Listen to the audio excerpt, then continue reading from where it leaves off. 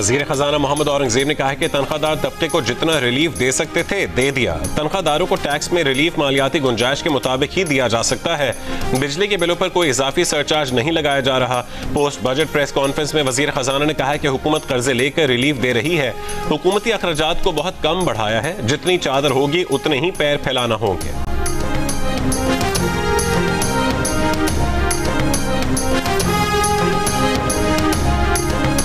वजीर खजाना ने चेयरमैन सेनेट और स्पीकर की तनख्वाह 2.5 लाख से बढ़ाकर 21.5 लाख करने की वजह 9 साल से इजाफा न होना करार दे दिया। जियो न्यूज के सवाल पर मोहम्मद औरंगजेब ने कहा है कि आखिरी बार काबीना और स्पीकर्स की तनख्वाह 2016 में बढ़ी थी। हर साल औसतन 6% की शरह से महंगाई हुई है। अगर तनख्वाह में हर साल इजाफा होता रहता तो एकदम से ज्यादा इजाफे की बात न होती।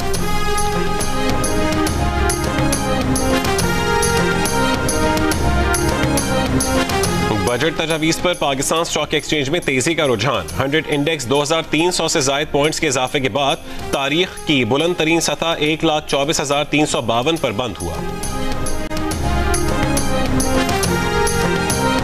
वजीर आजम शहबाज शरीफ का स्टॉक मार्केट की बुलंद तरीन सतह पर इजहार इत्मीनान। कहा कि स्टॉक मार्केट में तेजी सरमायाकारों का अवाम दोस्त बजट पर एतमाद का इजहार है।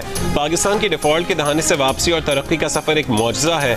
मुआशी तरक्की का सफर शुरू हो गया है। अब हम सबको मिलकर आम आदमी की जिंदगी में बेहतरी लाने के लिए मेहनत करना है।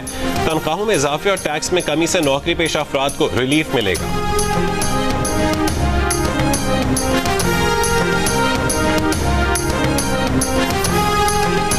साबिक वजीर खजाना मिफ्ता इस्माइल ने कहा है कि ये बजट पुराने बजट से मुख्तलिफ नहीं है। हुकूमत इतनी आसानियों के बावजूद प्रो ग्रोथ बजट नहीं ला सकी। इस साल हुकूमत के लिए बुनियादी इस्लाहात करना सबसे आसान था, मगर बुनियादी इस्लाहात नहीं की गई। हुकूमत जिस तरह 2.68 की शरह नमू लाई है, इस तरह तो ये अगले साल 6% की शरह नमू भी ले आएंगे। जियो न्यूज की बजट ट्रांसमिशन में मुमताज सनतकार आरिफ हबीब ने बजट को ग्रोथ ओरिएंटेड करार दे दिया। कहा कि जब कोई मुल्क IMF प्रोग्राम में हो तो उसे मोहतात बजट ही बनाना पड़ता है। मालियाती डिसिप्लिन में रहते हुए हुकूमतों के पास ज्यादा गुंजाइश नहीं होती। बिजली की कीमतों पर IPPs के फैसलों का असर अब तक टैरिफ पर नहीं आया। भारत से जंग के बाद पाकिस्तान जियो पॉलिटिकल सूरत हाल में भी बेहतर पोजीशन पर है।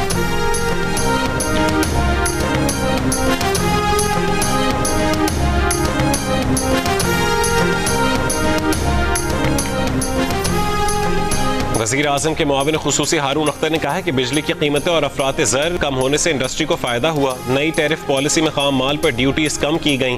हुकूमत ने 1 साल में उम्मीदों से बेहतर नताइज हासिल किए, जिससे IMF और तमाम रेटिंग एजेंसीज ने भी तस्लीम किया। ग्रोथ आहिस्ता आहिस्ता बढ़ाएंगे। जियो न्यूज़ पर बजट की खुसूसी नशरियात में साबिक नायब सदर काटी माहीन सलमान ने कहा कि जो थोड़ा बहुत रिलीफ दिया भी गया था वो पेट्रोलियम लेवी और कार्बन टैक्स की वजह से अवाम की जेब से वापस चला जाएगा। माहिर मुआशियात मोहम्मद सुहेल ने कहा है कि अगले साल 3.5 या 4% तक ग्रोथ हो जाएगी। बजट से तनख्वाहदार तबके की तवक्कुआत पूरी नहीं हो सकी। All Pakistan motor dealer association HM Shahzad ने कहा है कि 3 पुराने कार बनाने वाले बरसों से मुराद लेने के बावजूद मकामी सतह पर मैन्युफैक्चरिंग शुरू नहीं कर सके।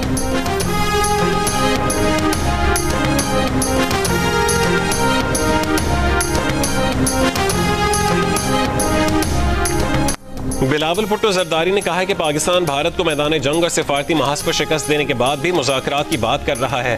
भारत की जानिब से पाकिस्तान का पानी बंद करने की धमकी देना अक़वाम मुत्तहिदा के चार्टर की खिलाफ वर्जी है। पाकिस्तानी सिफारती मिशन के सरबराह बिलावल की वफ्द में शामिल अरकान के साथ लंदन में न्यूज़ कॉन्फ्रेंस। बिलावल भुट्टो जरदारी ने मजीद कहा कि भारत सिंतास मुआहदे की खिलाफ वर्जी कर रहा है, मगर ये मुआहदा मनसूख नहीं कर सकता। आर्मी चीफ की प्रमोशन के सवाल पर बिलावल भुट्टो जरदारी ने कहा है कि जंग में मुसल्लह फ़ौज की कामयाब क़यादत के एतराफ़ में आसिम मुनीर को फील्ड मार्शल का रैंक दिया गया। पाकिस्तानी वफ्द आज ब्रसल्स पहुंचेगा।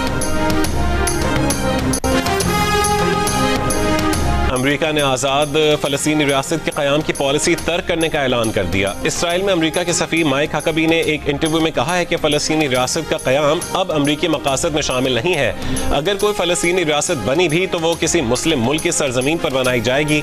इसराइली सरहदों के अंदर किसी फ़लस्तीनी रियासत का क़याम अब अमेरिका की तरजीह नहीं है। तजियाकारों का कहना है कि इसराइल में अमेरिकी सफ़ीर का ये बयान मशरिक़ वस्ता के लिए अमेरिका की सिफारती पॉलिसी में वाज़ेह तब्दीली का ऐलान है।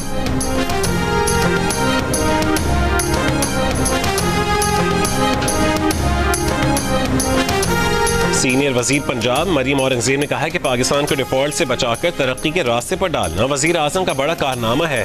तनख्वाहों और पेंशन में इजाफा और टैक्स में कमी हुकूमत के बड़े रिलीफ हैं। एक साल में IMF प्रोग्राम के बावजूद महंगाई और पॉलिसी रेट में कमी मौजज़ा है। बजट में सनत के लिए समत और मंसूबा भी शामिल है।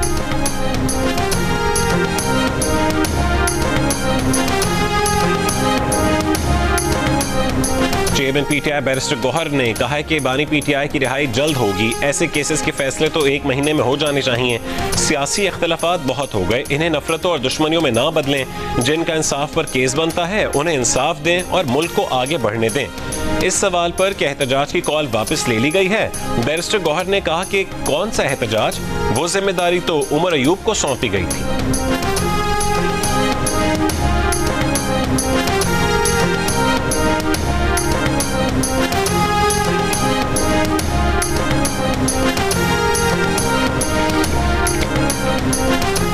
और बानी PTI की बहन अलीमा खान ने कहा है कि बानी PTI तहरीक के हवाले से अपनी तैयारियों से मुतमईन है। हमें पता है कि बानी PTI ने क्या कहा हुआ है और पार्टी रहनुमाओं ने क्या कहा हुआ है। ये अब तहरीक रोक नहीं सकते।